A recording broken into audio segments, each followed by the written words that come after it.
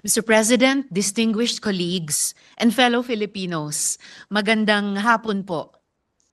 I stand before you today with a profound sense of duty to speak on an issue that strikes at the very heart of our society, an issue that for too long has been a source of pain and suffering for countless Filipinos, yet remains unaddressed in our legal system. I speak of the urgent need to pass a law expanding the grounds for dissolution of marriage in the Philippines. Our country, renowned for its deep-seated values of family, love, and compassion, paradoxically stands as one of the last nations on earth that denies its citizens the legal recourse to dissolve a marriage that has become a source of anguish and despair. While we pride ourselves on being a bastion of faith and tradition, we must also recognize that our laws must evolve to reflect the realities faced by our people.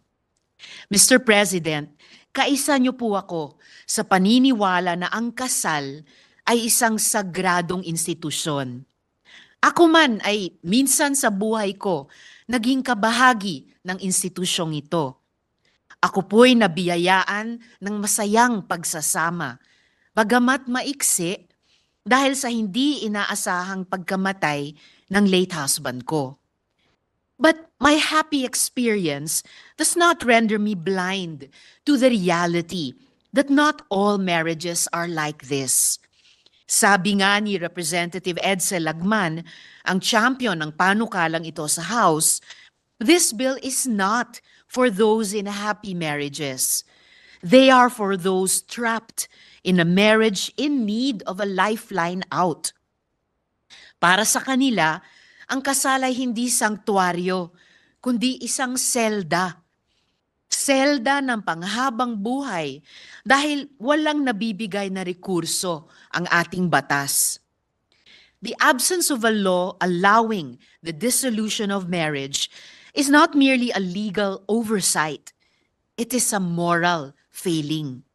It is a failure to protect our citizens, particularly women and children, who are often the most vulnerable in dysfunctional marriages.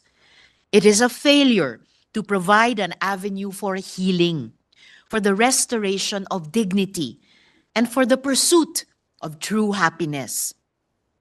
Critics of the dissolution of marriage bill argue that such a law would weaken the institution of marriage and erode the moral fabric of our society. Ngunit, ang tanong ko po sa inyo, Mr. President, alin ba ang mas malaking sugat sa lipunan?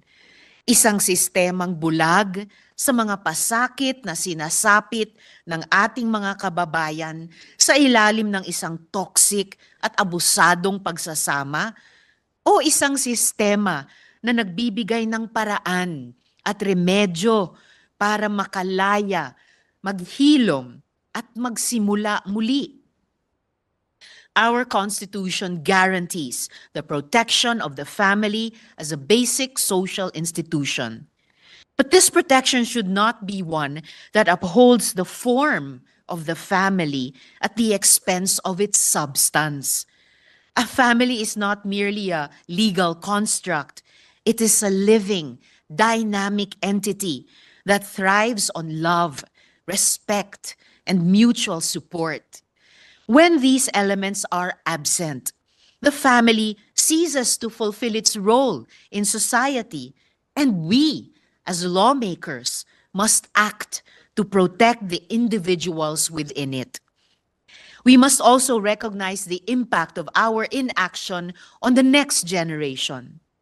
Children who grow up in homes marked by conflict and abuse are more likely to carry the scars of these experiences into their own adult lives.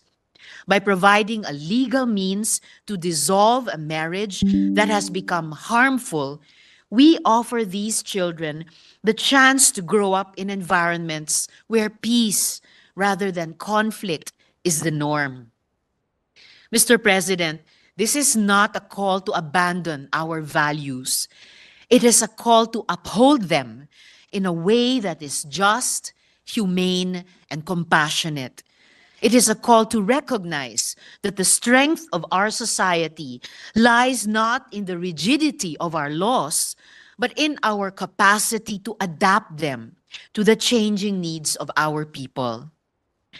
Mayroon po tayong pagkakataon ngayon na baguhin ang ating batas. Let us not be the lawmakers who turned a blind eye to the suffering of our fellow Filipinos. Instead, let us be the ones who had the courage to bring about meaningful change, who recognize that true compassion lies in giving our people the freedom to choose a life of dignity, peace, and happiness. Mr. President, esteemed colleagues, ako po'y bukas sa mga amyenda at panukala mula sa plenaryo. I am willing to engage in dialogues and negotiation to come up with a bill that is acceptable across the table. What I ask is only that we take one step forward. Let us crack the door open. Let us do what is right, not just for the individuals trapped in harmful marriages, but for the future of our nation. Let us pass this law, and in doing so, reaffirm our commitment to justice, to human dignity, and to the well-being of every Filipino. Salamat po, Mr. President. Thank you.